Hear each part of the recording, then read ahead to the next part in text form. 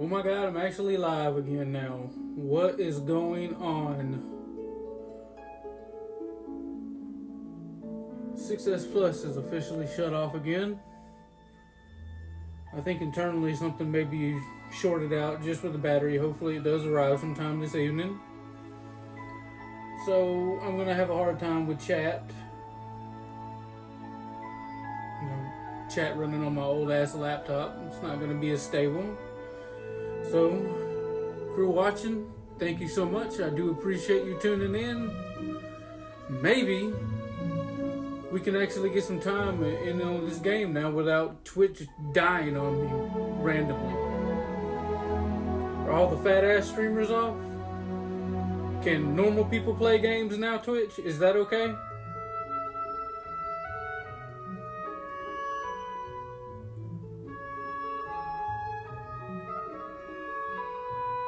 Let's go ahead and get ready to jump in, and I gotta resync my controller up to this thing again. Because God forbid, it being 2024, having a wire controller should automatically just connect to a phone or laptop, TV, whatever.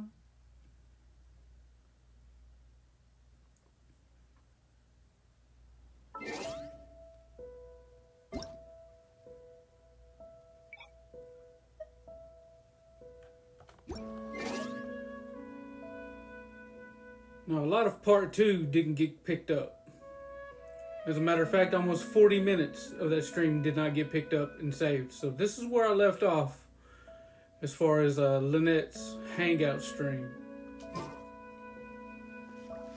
Bunch of business about a missing cat and a criminal organization with synthetic, not good for life things involved in the game. So let's continue on. Lynette, you're, not at rehearsal? You can drop the act, brother. In fact, I don't think either of us will have a need for acting anytime soon. You should know better than to try and keep something from me. You've never been able to do that, even when we were kids. And that's why I tried to distract you with the masked mime show. But I guess you're just too good. Care to introduce us to your new assistant? This is Officer Shovras, captain of the Special Security and Surveillance Patrol. You may have met her already. Nice to see you. Yeah, it would have been nice if she was on my team. I should clarify something. Mr. Linney's here at my invitation, not the other way around. To borrow your expression, Miss Lynette, I suppose that would make him my assistant more than anything. We've brought on Mr. Linney as a consultant in the past. He was instrumental in helping us crack a case involving a perpetrator who used magic tricks to commit crimes. I was hoping he'd be able to provide some valuable insight this time around as well. So you've heard everything then? That's exactly why we're here. There's always been questions surrounding the fall of the Lefebvre family. Some people even believe the House of the Hearth was involved. Whoever was behind it all was extremely cautious. They didn't leave a shred of evidence. This very fact, however, leads me to believe it was indeed the work of that Harbinger. I took a look at the entrance and exit records of all the carriages that night. Let's just say it wasn't hard to deduce that there's ill will between you two. Don't worry, I don't have any evidence to that effect, and I certainly don't plan on going to bat for such a despicable family. Plus, you were victims back then more than anything. I sought Mr. Linney's help with the smuggling case. Nothing more. The way I look at it, it's a collaboration between us as people, not the organizations we represent. Besides, by working together, we can expose the truth as quickly as possible. You can hardly say that's at odds with the justice my organization strives for. Not at all. I was planning to invite you from the very beginning, Miss Lynette. It's just that my assistant here raised some objections. Linny, I'm not the same person I was back then. That little girl who did nothing but cower in the corner in fear, she doesn't need saving anymore.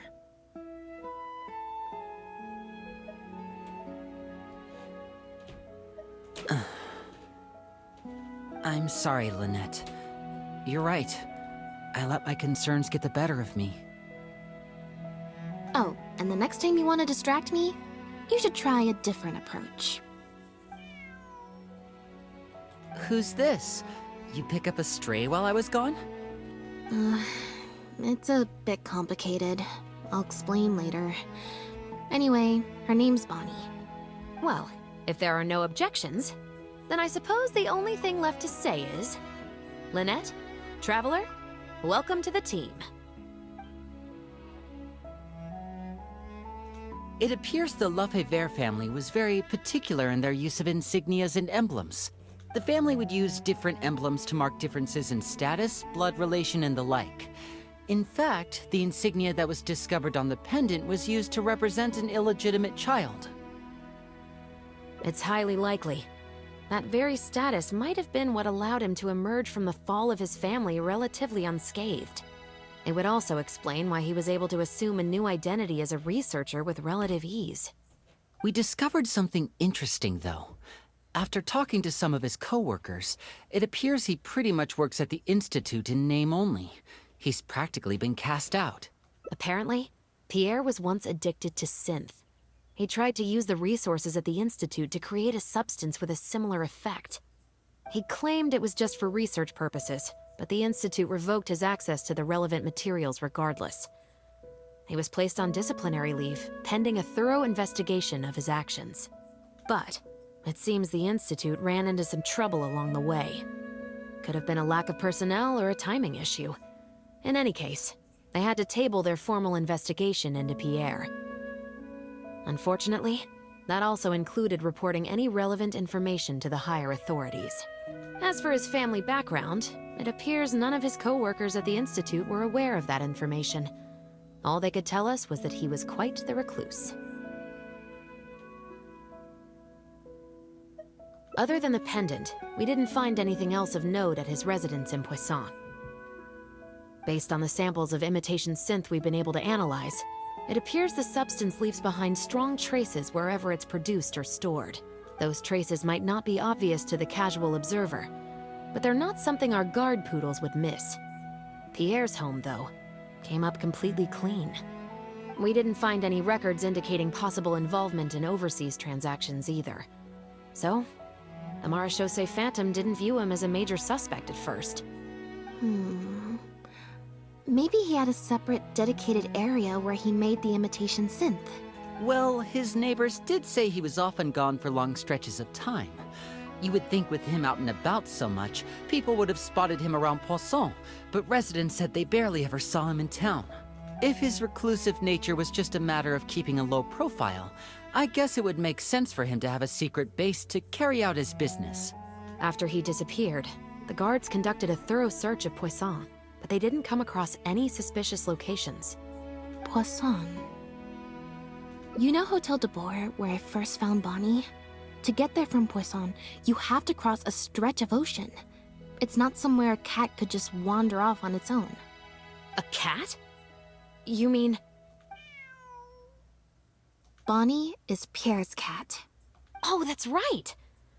When the Marechaussee Phantom first tracked him down, I remember there being something about a cat in their report. So this is her? From what we've learned about Pierre's habits, he doesn't seem like the type to venture out without a purpose. So what you're saying, Lynette, is that Bonnie couldn't have gone missing in Poisson. If that's true, then... Exactly. Bonnie might even know where it is. Wait, you think the cat can lead us there? But she's not trained like one of our guard poodles. How is she supposed to understand what we want her to do?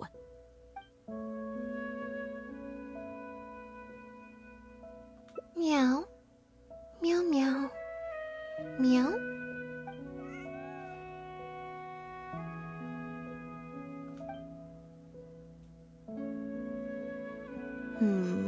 Near the coast, the beach, and beneath the cliffs. The place we're looking for is most likely north of the Court of Fontaine. Well, I've certainly never taken a witness statement like this before. Well, if it works out, maybe it's something worth getting used to. Cats and humans are actually pretty alike. When it comes to communication, Most of what we want to convey can be accomplished through body language alone. But humans tend to rely too much on speech to ever take advantage of that fact. Of course, body language has its limitations. You're not going to be able to get across anything too complicated. The important thing is that we now have a lead. Let's try and find a place that matches the clues Bonnie gave us.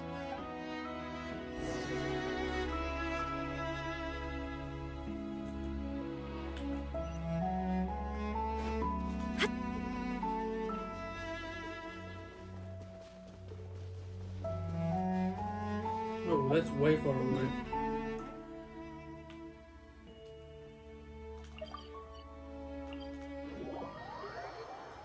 Another thing Hoyoverse needs to fix.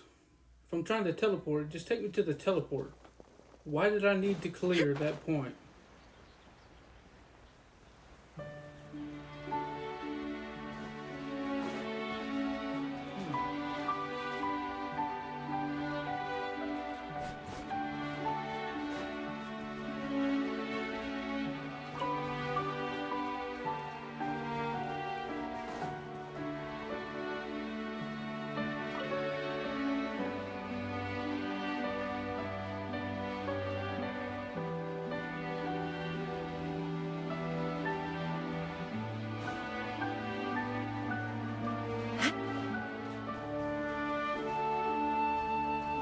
This has to be it. Why am I not getting any prompts?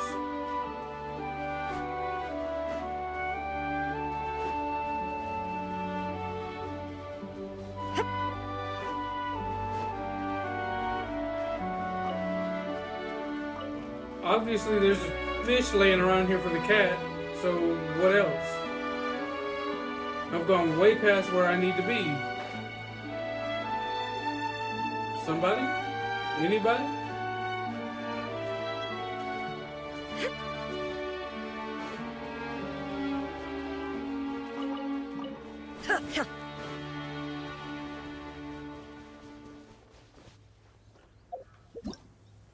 Oh my god, maybe this needs to be fucking active?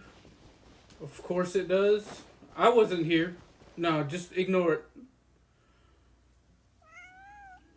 Seems like Bonnie is trying to take us somewhere. Thanks, Hoyoverse. Fucking me over on that.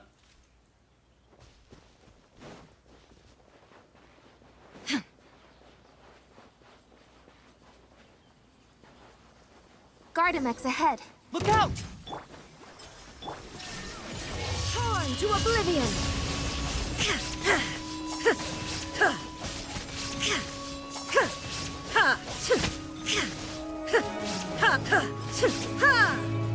Nice and spicy!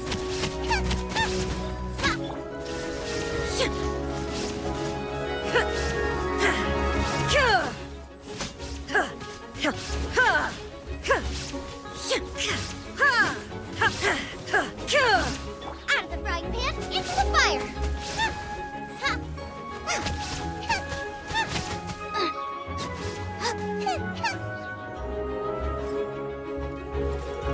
You're toast! Inazuma shines eternal!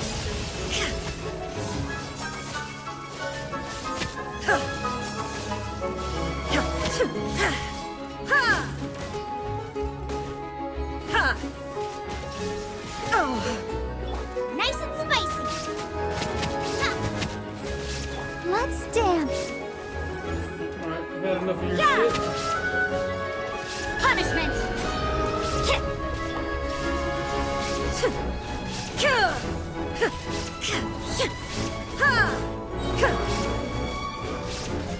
Torn to oblivion!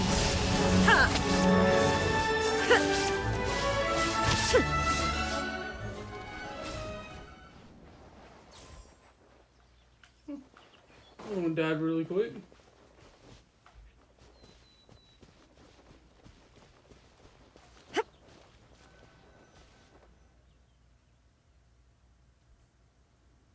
Wow, Lynette, you found this place so easily. If I thought there was any chance you'd say yes, I'd recruit you into the Special Patrol here and now. No questions asked. Sounds familiar. I pretty much receive letters daily from people trying to poach her from me. Let's just focus on our search. There's a lot to investigate.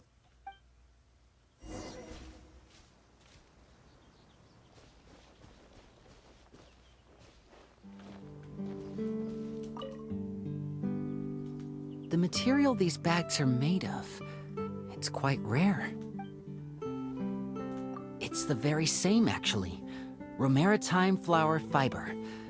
But there's something special about the composition of these bags. I took a closer look, and it appears they're not only waterproof, but also corrosion and leak resistant. Even the strings look specially designed to keep the bags closed nice and tight. I came across some bags made of the same material just now, but they were much smaller and thinner.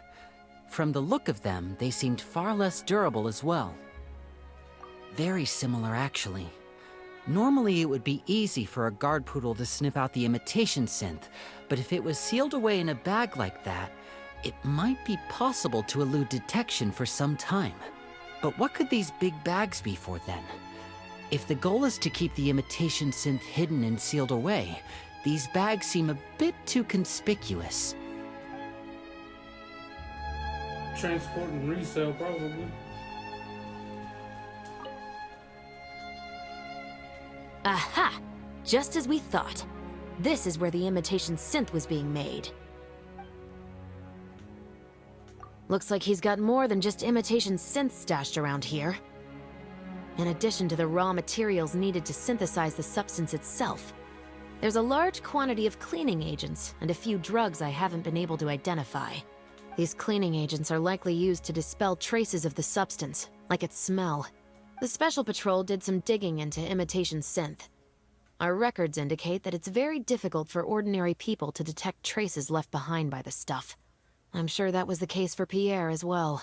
It must have taken a considerable amount of time and skill to ensure all those traces get washed away. But what are these other drugs for?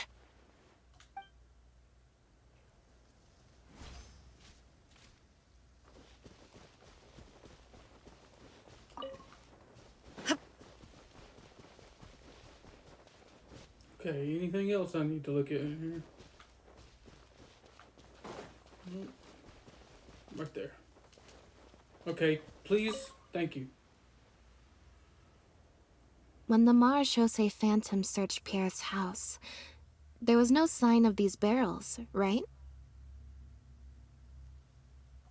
You're right.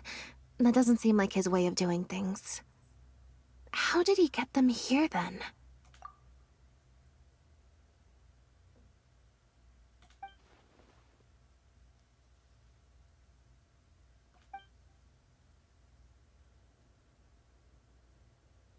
Only the lower halves of the barrels appear to have been submerged in Loaded water. down the river.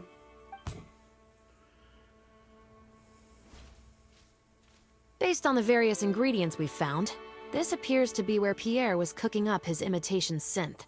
It looks like he used a special cleaning agent to get rid of any residual traces of the substance on his person before he left. So then he transferred the imitation synth into small sealed bags and took it somewhere else for the drop-off. No. I don't believe our suspect is the kind of person who'd go around carrying incriminating evidence with him. That would potentially create too many eyewitnesses. The cleaning agent and the sealed bags might get past the guard poodles, but if a member of the public or even a guard on patrol happened to see him during the drop-off, a quick search would reveal everything. That's still a very risky operation. The barrels we found were wet around the base, but the top half was dry. As if they'd been standing upright in the water. If you put a barrel in the water, it will normally float on its side. Unless it's heavily loaded, in which... Yes. With flotation rings around the body of the barrels, they'd stay upright in the water. And then he could afford to load them more fully. You think he used floating barrels? I suppose if he acted at night, when there are very few other boats around and visibility is low, it's a valid theory. We can't rule it out. But then, wouldn't the barrels be carried off by the waves or the currents? How would the person doing the pickup know where to look?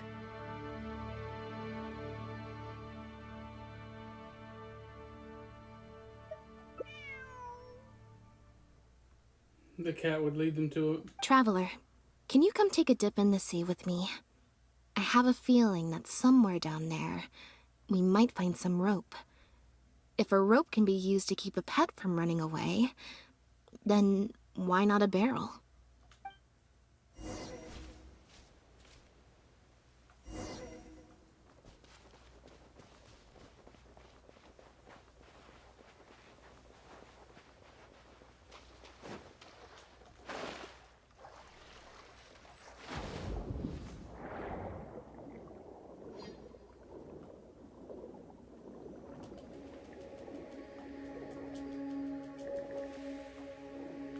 The wreckage of a small boat? This isn't the place.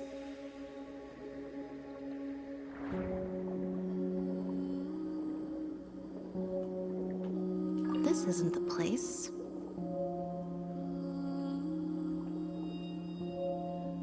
Okay, is there a mysterious fourth spot?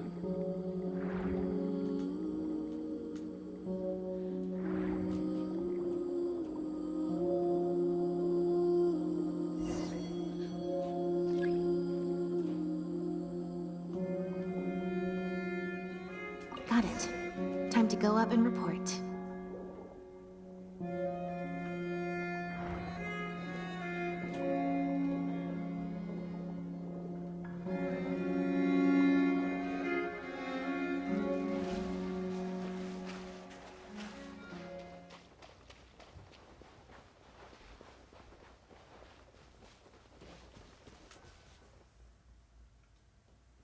As expected, we found a few pieces of rope and some anchoring stones underwater. If you attach them to a floating barrel, it would look like this. With this anchoring system, it would be possible to use floating barrels for the drop-off. You would just need to drop them in the water at the agreed-upon location. We also came across the wreckage of a small boat. It must have been left out on the water and capsized due to the force of the wind and waves. Its small size, however, would have made it perfect for staying undetected. Let's talk this through. Based on the evidence we've collected, it seems like Pierre would row a small boat out to the agreed-upon transfer point, drop off the barrels, leave, and then row back and retrieve them after the transfer was complete. It could be that he was trying to avoid meeting up with his associate face to face. As one of the sole survivors of the Lefebvre family, maybe he was just used to that sort of elusive lifestyle. It seems like Pierre deliberately chose the floating barrel method so that the goods could be dropped off and picked up at separate times. That way, the two parties wouldn't have to meet each other. Well, if that's the case, they must not have a very close working relationship. Let's not jump to any conclusions just yet.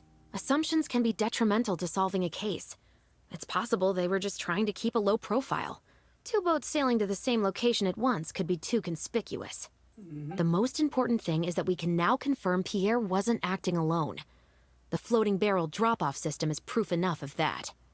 Let's say for now that he was only in charge of producing the imitation synth. That would mean there has to be at least one other person involved in the operation, likely in charge of transporting the goods across the border. Since we've determined that the goods were transported by boat, maybe we can track down some travel logs or something. We can certainly check the various ports for that information. It's possible, however, that Pierre's associate also used a small boat for the transport, and docked along the shore rather than at a large port. Absolutely. Before Pierre disappeared, we made sure to investigate all sorts of outward-bound vessels. We also had port authorities keep a lookout for anything suspicious.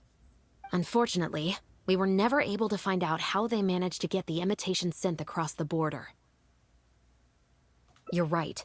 Whatever vessel was used for the pickup, the person responsible for smuggling the substance out of Fontaine would have had to use a larger vessel for the actual transport. That's the only way they would be able to smuggle on a large enough scale to make a profit. They must have found a way to disguise the imitation synth to clear port inspections.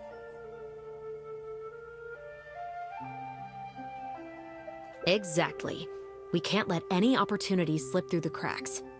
Although, given the amount of ports that could be involved, we should probably split up.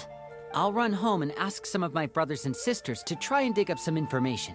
I should also head back and update my platoon on our progress. I'll grab some reinforcements while I'm at it. Lynette, Traveler, why don't you head to Lumiduce Harbor and see what you can find out? All right. Come on, Bonnie. You too.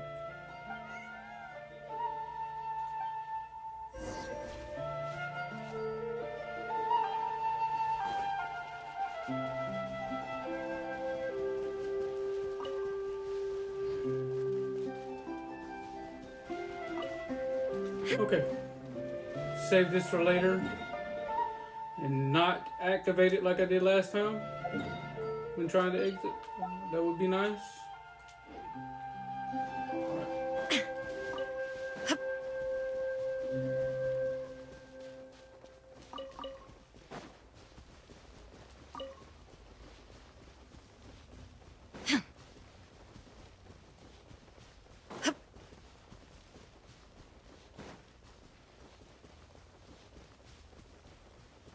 Oh, that's over 1,000 meters away. Never mind. Never mind. Where are we at? Up here.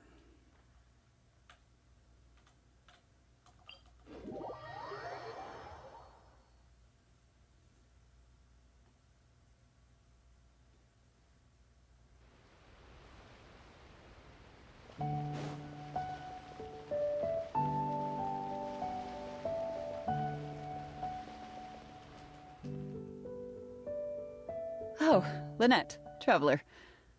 And Bonnie, too. What brings you all here? Did something happen?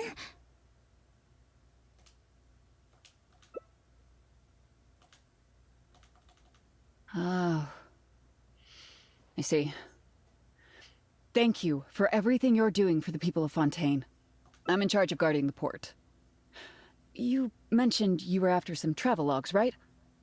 I can go fetch those for you.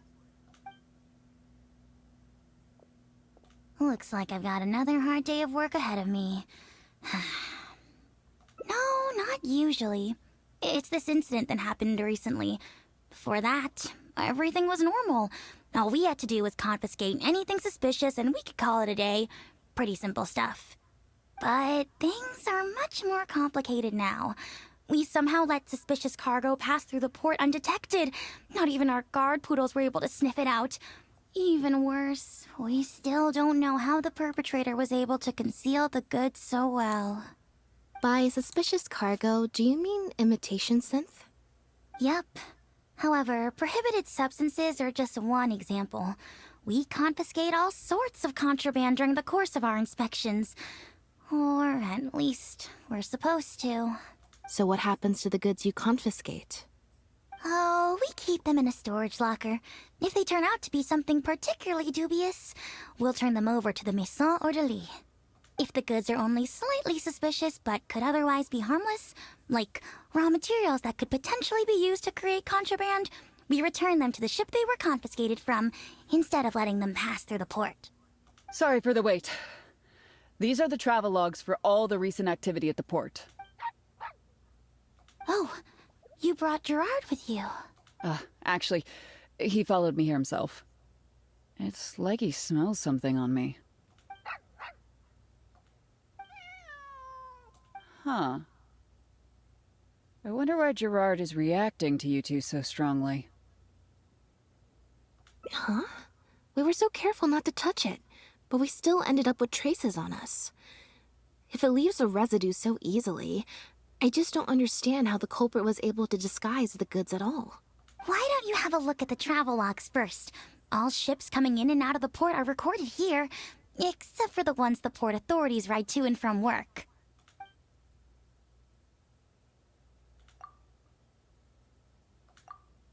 The Humane Society.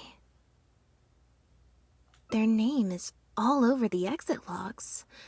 The purpose for leaving is always listed as overseas adoption. Ah, the director of the organization explained that, actually. He said a lot of the cat and dog breeds unique to Fontaine are also very popular overseas. So, his organization offers an overseas adoption program. Bernard, the director of the Humane Society, was the man who came looking for Bonnie earlier.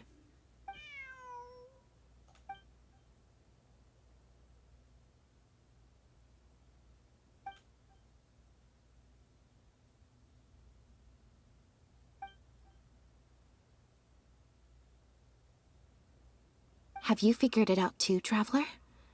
The way the criminal disguised the goods? When Bernard asked to take a closer look at Bonnie, he was actually checking whether there was any imitation synth in her stomach. Wait, what? The sealed bags we found at the secret base. They were specially made to be corrosion resistant. There were gaps around the lids of the barrels, and airbags were used to keep them upright in the water. Those drug Shivers found at the secret base, she most likely didn't recognize them because they're not used on human beings. It's an anesthetic used on pets. The perpetrator must have given it to the animals. Pierre must have made the animals swallow the sealed bags full of imitation synth at his secret base. Then he stuffed them into floating barrels and left the rest to Bernard. The sealed bags combined with an animal's body odor would certainly be enough to mask the scent of imitation synth. During our inspections, we would have never thought to inspect the bellies of those animals for anything suspicious. Even if we tried to feel around for something, I'm sure it would be difficult to detect. Exactly. I bet Bernard even transported animals with synth in their stomach alongside ones without. That way, it would be even harder to say with certainty that something was amiss. She's probably in the clear. Otherwise, Bernard would have never left without her. I'm guessing he didn't know whether Pierre had already hidden the next batch of imitation synth before he fled. Just imagine. He sees the notice we put in the Steambird, and it turns out that one of the very cats he gave to Pierre for the smuggling operation is out in the open, roaming the streets of Fontaine. If Pierre had already hidden the next batch of imitation synth, then Bonnie would practically be living proof of their crimes. He would have had no choice but to go after her. So, that's why he came to find you and insisted on taking a closer look at the cat.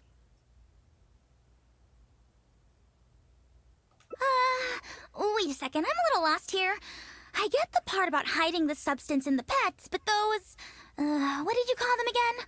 Floating barrels? Why even put the animals in there in the first place? If you've got something as convenient as a floating barrel, why not just stuff it with the imitation synth directly? Why not wait to hide the stuff until after the exchange has been made? In order to make sure the animals could swallow the sealed bags, they made them extremely thin. Had they not done that, the animals would have likely bitten or chewed through them.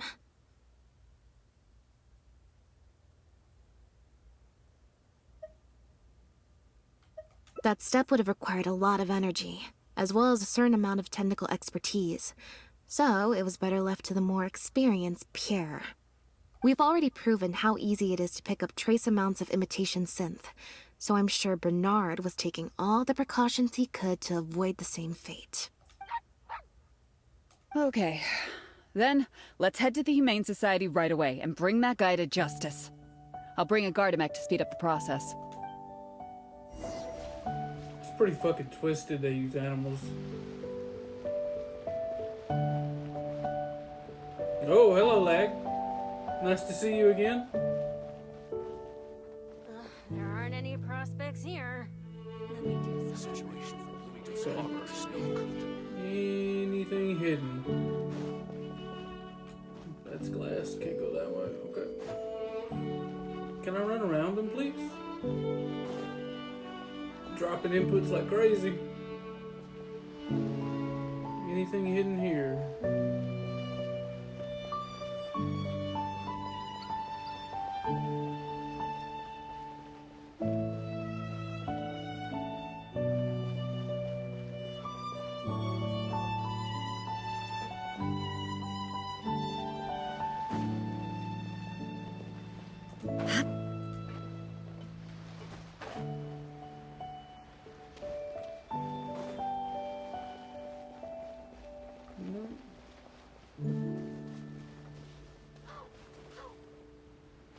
I don't need crabs. Okay, I see nothing hidden.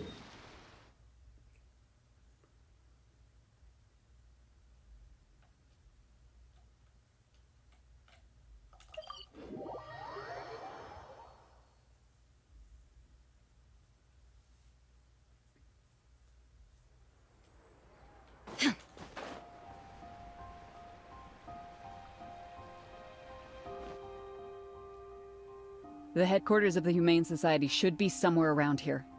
Bernard could show up any moment now. Ah, you're the people from earlier. Wait, you're from the guards?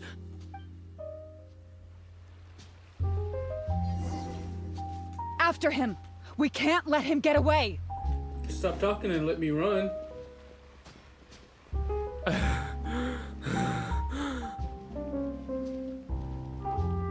There's a Gardamek right there, but I don't stop him. There we go. Give it up, Bernard. Mercy. Have mercy. I'll talk. I'll tell you everything I know. The Humane Society has done so much good over the years, and yet you have committed such an atrocious deed in its name. Look, I didn't have a choice, okay? My father cared about those blasted animals so much, he didn't bother to take care of his human wife and son at all. While those animals were showered with love, I lived worse than a dog. No one asked. Tell me, how did you first get to know Pierre? Well, after I took over the Humane Society, it gradually became harder and harder to maintain its operations. Until one day, someone suddenly passed me a letter. It said that I could stand to get a large sum of money as long as I helped them to transport some animals abroad. It was only after a few such transports that I finally understood what I was really transporting. But then, Pierre wrote to me, saying that we were already partners in crime and that I better keep cooperating with him if I didn't want to be reported to the guards. I would order wooden barrels and flotation devices according to his instructions, and then load the sleeping animals onto a boat. Once I sailed to the location he provided, I would dump everything together into the sea. And a few days after that, I'd come by again in my boat and pick up the animals sleeping in the barrels. Once I had received enough of them, I'd bring them to the harbor to be adopted abroad. That guy, Pierre, he was running the entire show. He set up all the meeting times and found all the foreign adopters. Oh, and he even supplied all of the goods, too. I just did the transport. He was the one who planned out and executed everything else. Look, I don't know, okay? I've never ever met him in person. We've only ever communicated through letters. And when did he send his final letter to you? Just last night. He said that the Marechaussee Phantom is now after him, so he's planning to go into hiding for some time. He didn't mention where he's thinking about going, though, but he did tell me to look out for the guards. It's been a few days since Pierre's last appearance. I'd wager that he sent that letter after he found his hiding spot. I burned them. It was on his orders. I had to burn every letter after reading them. I wasn't even allowed to share them with the rest of the Society employees. Sure sounds like you're trying to use the lack of witnesses or evidence to pin the blame on Pierre. No, I swear, this time I'm only telling you the truth. Well, we can check the truth of your statements at the Opera House. I hope you know what'll be coming for you if I were to find any discrepancy between the evidence and the testimony you just gave. I know, I swear I was just telling the truth. My thanks to you both. Had it not been for you, I really don't know what would have happened to this case. Bonnie helped, too. That's true. It was all thanks to her that Bernard was finally exposed.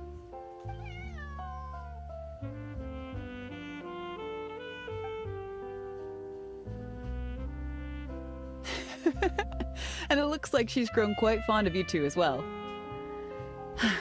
Then I'll leave you be. Just let me know if you find any other new leads.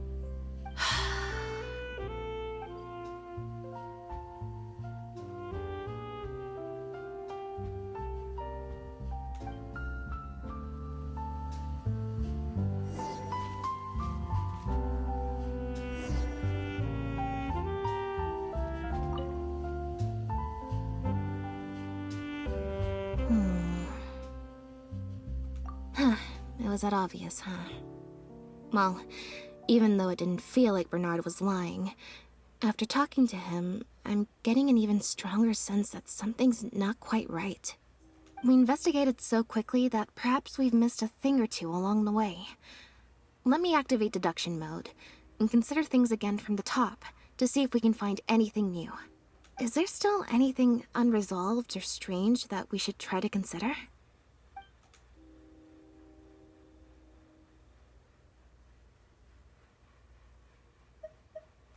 Well, we've discovered that Bernard is responsible for the trafficking, while Pierre deals with supplying the goods.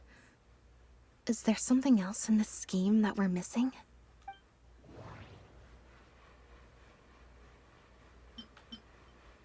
I hate this part.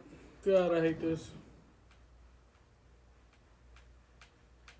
Can I please select something else?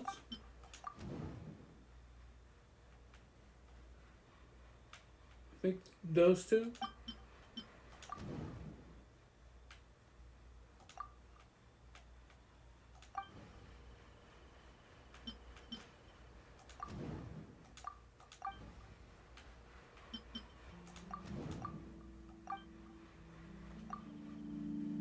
Yeah,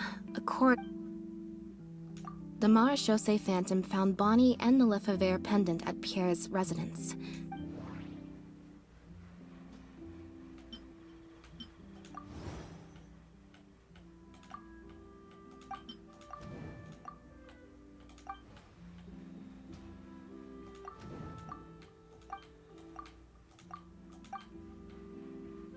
Okay, submit. I was gonna eliminate that, but see? There's no need to rush. See? Fucking knew it.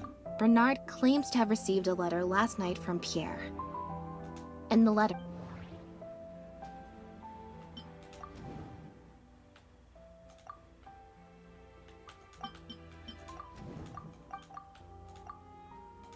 Just let me select it, please.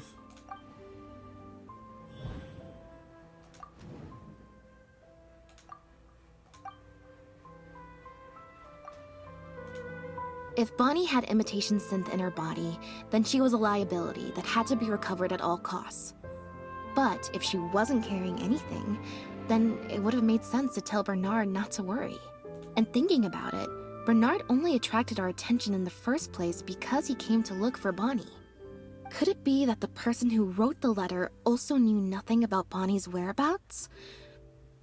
Or they had a separate goal entirely? We need a fall guy.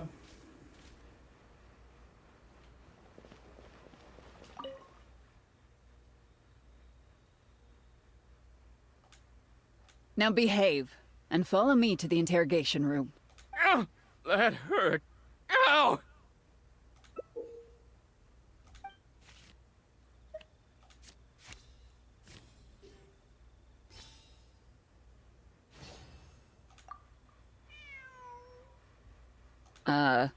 Is there something else you need from me, Traveler? Huh? I see. It all makes sense now. Hey, what are you talking about?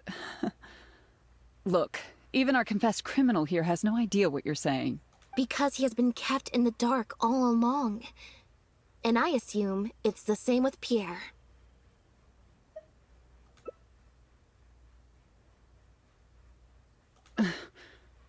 That never quite added up for me. Why did Pierre feel compelled to return to his home with Bonnie and the pendant, and make them so easy to find for the Marechaussee Phantom?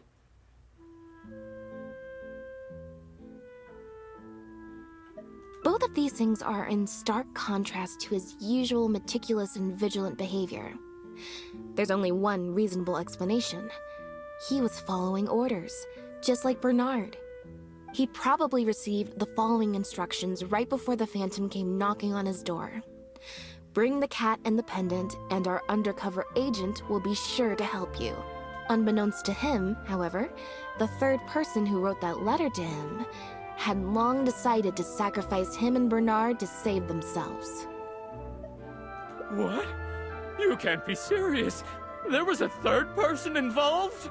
If you focus only on Bernard's testimony, it's easy to believe that only Bernard and Pierre were working together. The case appeared extremely simple. Bernard did the trafficking, Pierre the imitation synth production, drugging, and stuffing. Wait. That doesn't make any sense. If that's the actual truth, then as soon as Pierre is caught, he'll explain his side of the story and the third person will... Yep, which is why the third person made sure that Pierre would never be found again. Once they had instructed Pierre to expose himself, the third person wrote to Pierre again, suggesting that everything had been taken care of, and he should take Bonnie and safely return to his base. Of course, Pierre's disappearance at such a sensitive time immediately made him a prime suspect.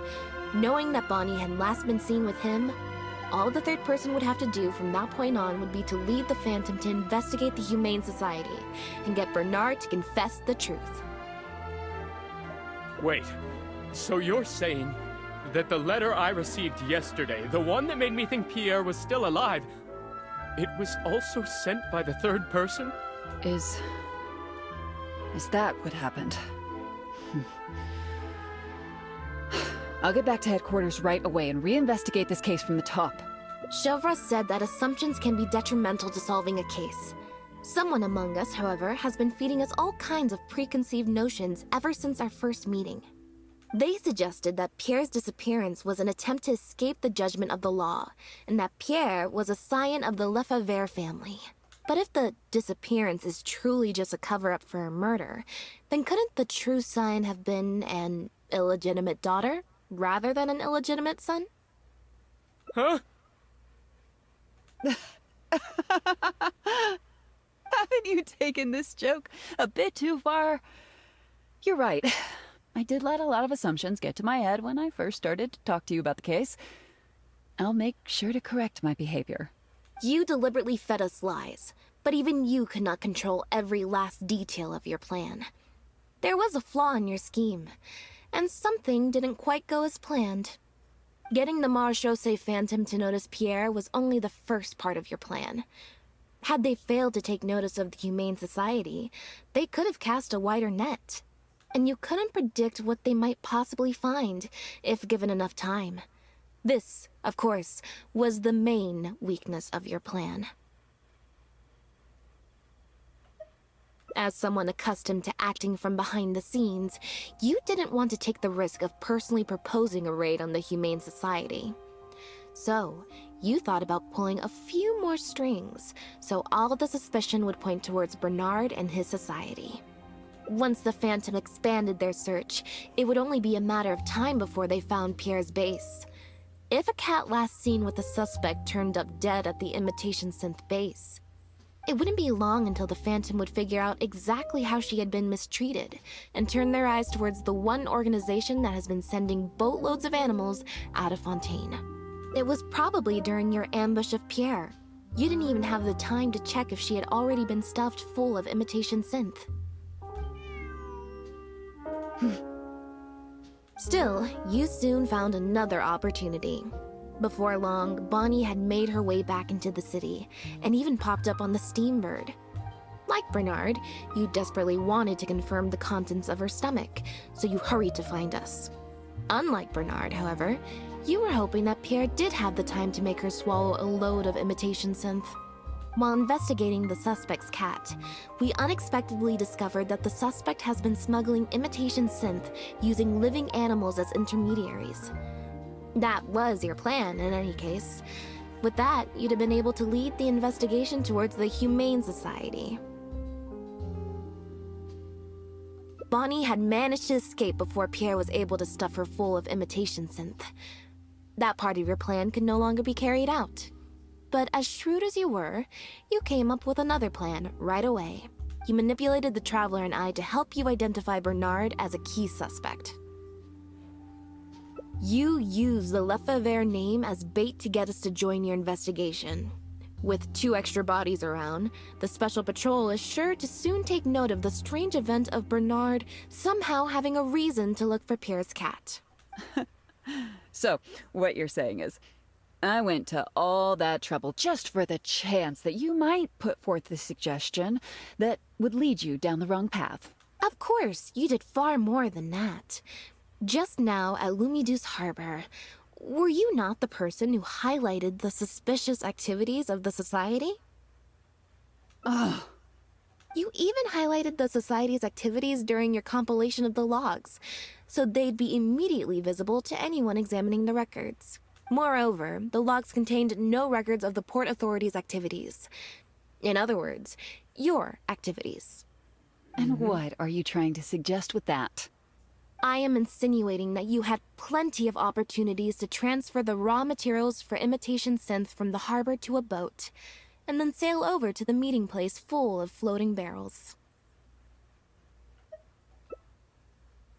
And that's how neither the trafficker nor the manufacturer knew there was a third person who supplied the raw materials, and surreptitiously operated between them.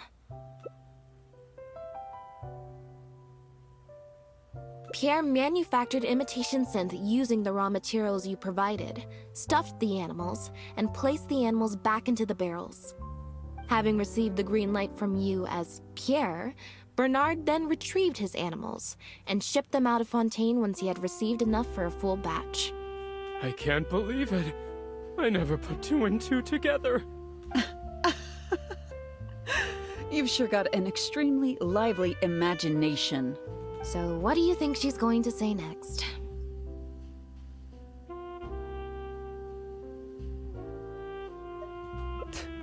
But do you have any evidence? It appears that it's quite easy to predict what you'll think or say. Then if we apply that to this case, we can also think of a few places to look for incriminating evidence. You know very well that this case will not end until Pierre is found, so you will have him commit suicide out of fear and shame to end the investigation for good. That way, you can also pin the blame for the overseas smuggling activities, the theft of the harbor's confiscated raw materials, and even the Lefebvre name on him. After all, dead men tell no tales. But you still want it to appear as if he had sent that last letter to Bernard, so you have to make sure he cannot be found until after Bernard has confessed to the authorities. To do that, you either will hide his body until you've found an appropriate time to set up a fake suicide scene, or you'll dump it someplace where it'll be hard to determine the exact time of death. Submerged in water, for instance. The location would ideally allow you to keep the body hidden for some time while also letting you keep an eye on it.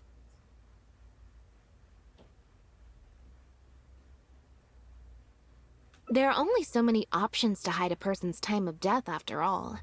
As long as the Phantom investigates each of the possibilities in turn, they'll surely find Pierre's remains. Especially since, as the prime suspect who will now be taken into custody, you will no longer have the time to move him, or set up a fake suicide scene to cover up the murder. How absurd. And on what grounds will you order my arrest? Don't think for a second that your spouts of nonsense will amount to any kind of real argument. After all, I'm... Elodie Lefebvre! As the captain of the Special Security and Surveillance Patrol, I hereby declare you as a suspect in the case.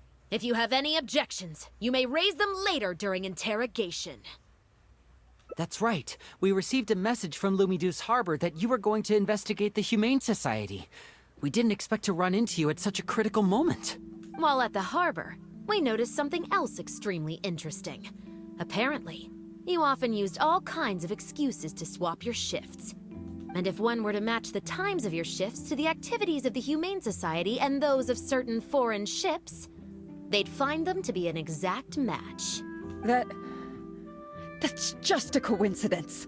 Yes, I'm sure you have already thought of a dozen different ways to explain away the suspicious activities, but as far as evidence goes, that should be enough to warrant taking you into custody. Don't worry. If it turns out that the guards are still unable to find any evidence after all this, Lynette and I will do everything in our power to clear your name. Although judging by her reaction, I assume no follow-up from us will be needed. The Lefebvres were infamous for using disguise and infiltration to achieve their goals. Who would have thought that they would have planted someone within the guards? Judging from the timeline, they likely arranged for you to enter the guards before the fall of the clan. But they probably didn't expect you to turn it to your advantage and use your job to save yourself during the purge. Not only that, but you actively participated in the interrogation, arrest, and judgment of the Lefebvres during their fall, thus clearing yourself of suspicion. You brutally and cruelly abandoned your allies as soon as they outlived their usefulness. Just like a lizard cutting off its own tail in order to live. You've been doing this for years. So you played me like a fool after all?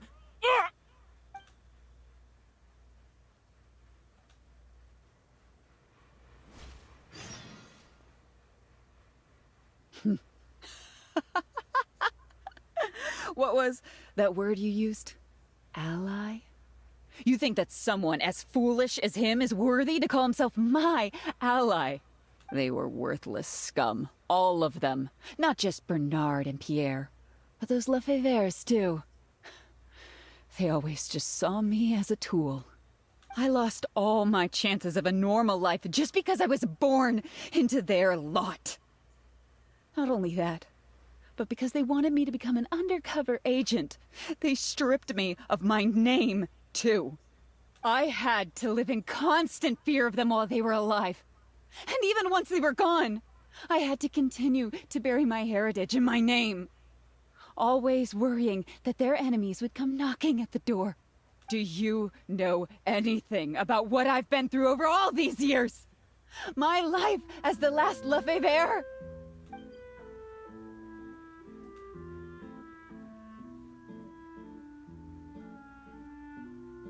I don't, and neither do I care.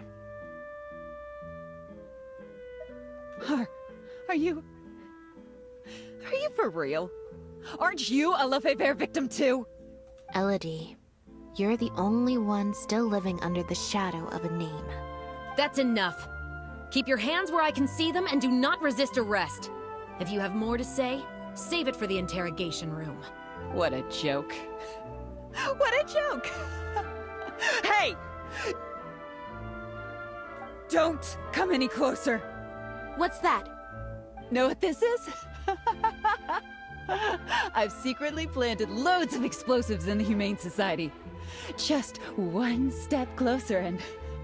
whether they're cats, dogs, or just unlucky human employees, they'll all be blown up into smithereens. Surely, you bunch of goody two-shoes won't let that happen, right?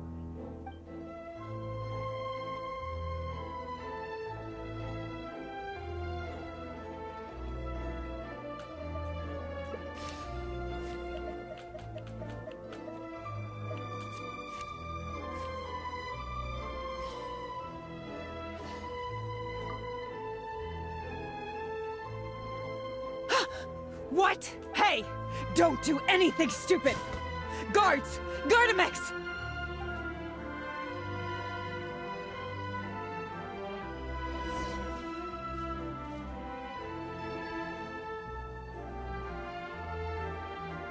Phew. So I was right after all. It's easier to deal with the person causing the problem than the problem itself. This is it. Looks like it's just a toy. Guess that's probably why she suddenly flipped and knocked out Bernard. He probably knew that there were no explosives at the Society.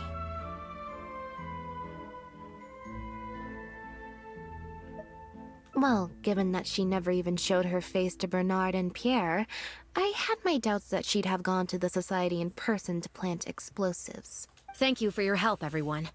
I'll take them back for thorough questioning, and find someone better to take over the Humane Society. I might need a few statements from everybody. Would you be able to come with me? If statements are all you need, can Lyney provide them on my behalf? I still need to go back and explain some things to the crew. I also had an appointment with the Traveler before we got interrupted.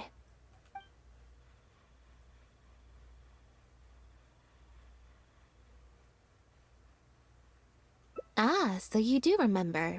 Yes, I invited you to come over to our place. Once I'm done talking with the troupe, I'll make a nice cup of tea and bring Bonnie to wait for you outside of my door.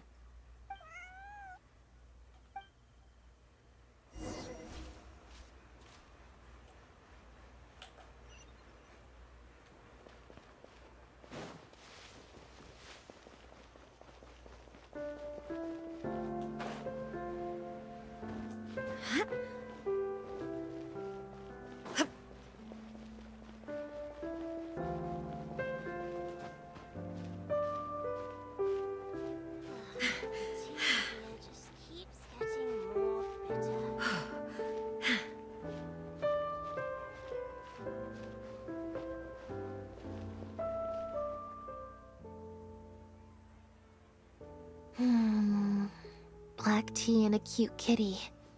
Truly the best combo for standby mode. Want some? Mm-hmm. I hope you'll like it.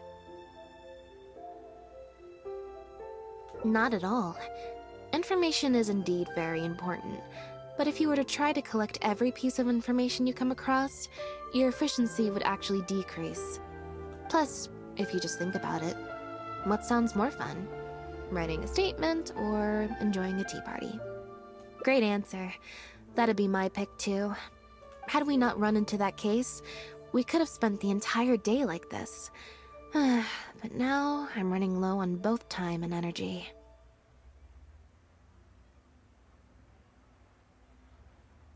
You're right. I can sense it. I'm recharging very quickly at the moment. Something about her rubbed me the wrong way since the very beginning. But to be more precise, it was probably around the time when I saw Bonnie try to get away from her.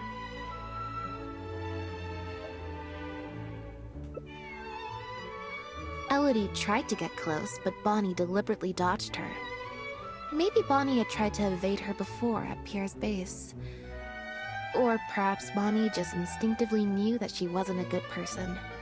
Not everyone who likes cats is a good person.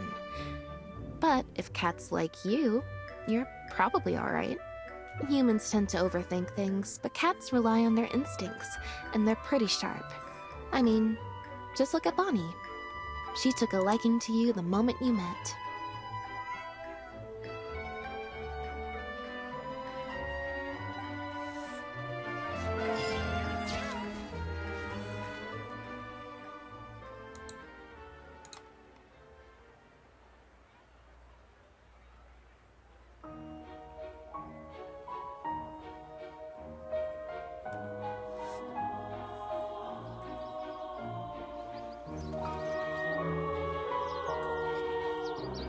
Can't believe this.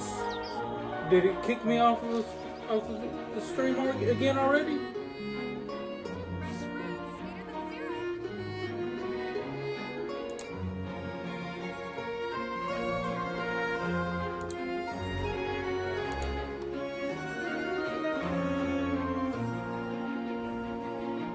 No, it didn't. Okay. Inactivity serves no purpose whatsoever. Well, at least I got that finished. Hopefully it wasn't too laggy. Yeah, I'm not worried about any of that crap.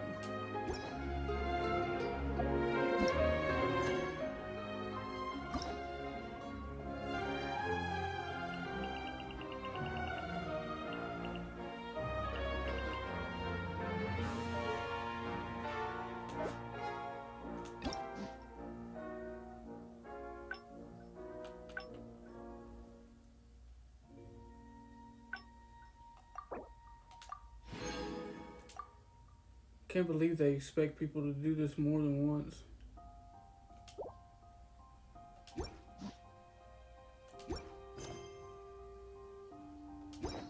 The world remains constant over the centuries, but human life is like the dew at dawn.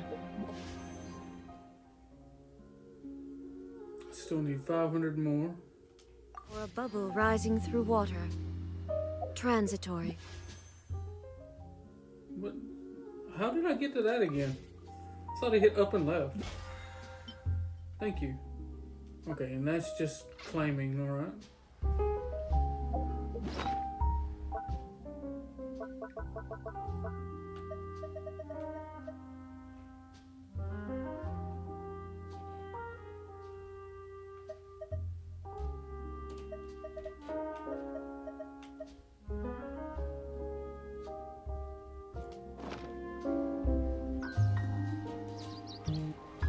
Well, I guess that looks like it's where I'm gonna call it for this one then.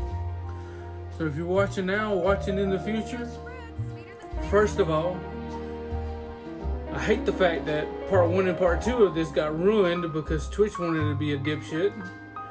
But I appreciate you hanging out, watching, whatsoever. and just giving this a chance. Next time I'm on, it's gonna be Honkai Star Rail. So thank you very much for tuning in for now. And I will catch you guys on the next stream.